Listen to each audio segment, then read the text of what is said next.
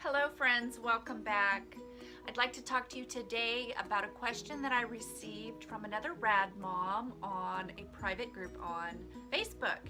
And her name is Kelly. So Kelly, I'd like to answer your question of, can a black hole turn into a shining star? And first of all, I love how she phrased the question because that's exactly what we want to see our RAD kids turn into, a beautiful shining star. The answer is absolutely yes. Yes, I have heard of a few success stories where a RAD child has broke through and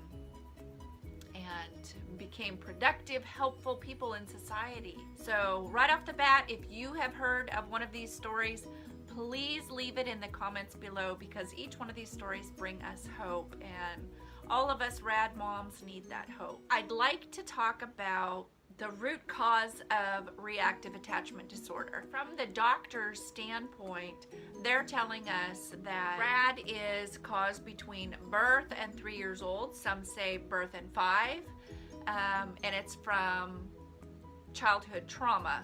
And that could be neglect, that could be abuse, that could be abandonment, all of the above. The root cause, in my opinion, and like I said, I am no expert, I am just a RAD mom. So I am just sharing with you what it's like being a RAD mom and things that I've learned along the way. So the root cause is basically their little hearts had been waxed. I like analogies, it helps people understand, and I'm always using analogies with my daughter who's 16 now, and it helps her understand whether it sinks in or not.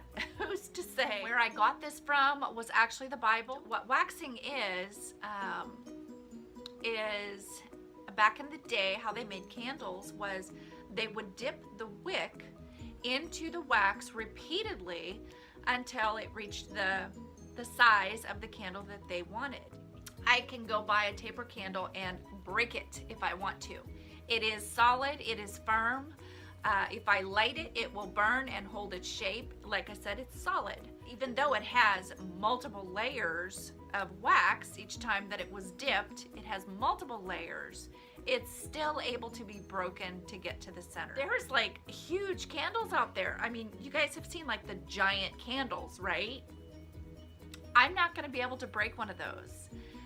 Maybe if I used some sort of instrument, I might be able to, but with my bare hands, I'm not gonna be able to break one of those candles open. They've been dipped way too many times. And the more times something has been dipped in that wax, the harder it's going to become. So this is like the hearts of our RAD children, and honestly, we as RAD parents need to be careful because our RAD children are dipping us. This is something that I have to take to the Lord when I pray, not to let my heart be hardened, because I want to have a soft heart. I want to be reachable. I want to be teachable.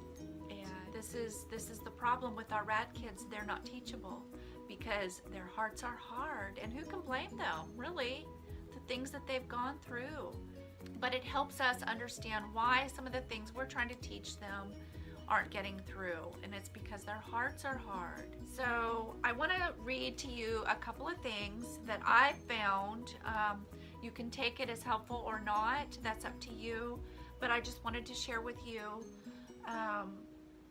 Matthew 24:12 says basically sin in the last days will be so rampant, and there's so much wickedness and hatefulness in the world in the last days that hearts will become waxed cold.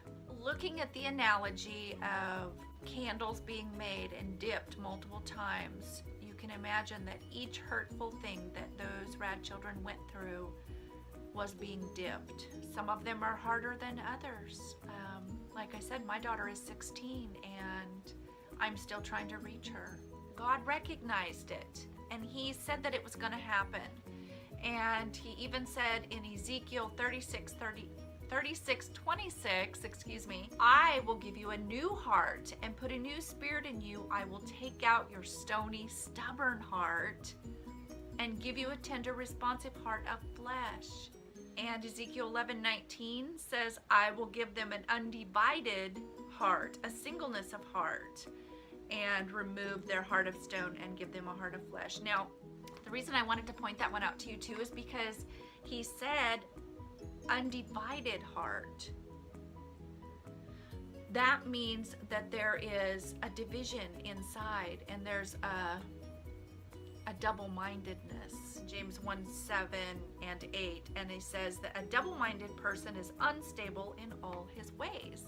Now, I'm the kind of person, I might know what a word means, but I still sometimes, not always, I will look it up. I will actually look up the definition to get a deeper understanding.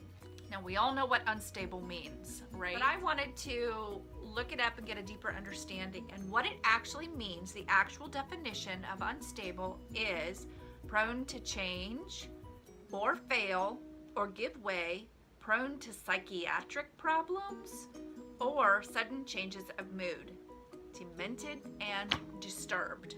I knew what unstable meant, but I really didn't know that it meant that as well.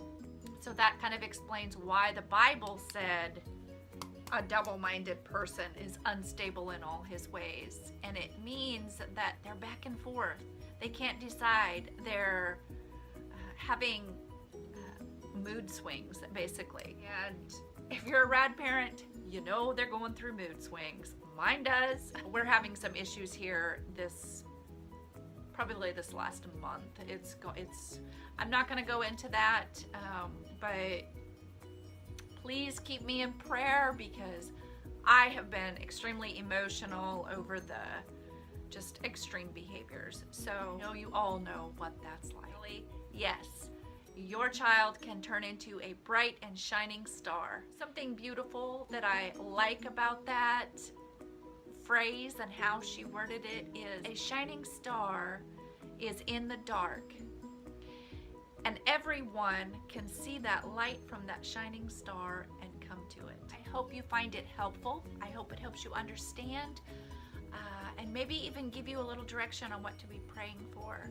So we want our children to have soft, tender hearts, and that's where the problem is. They have hard hearts. Honestly, if a lot of these therapeutic parenting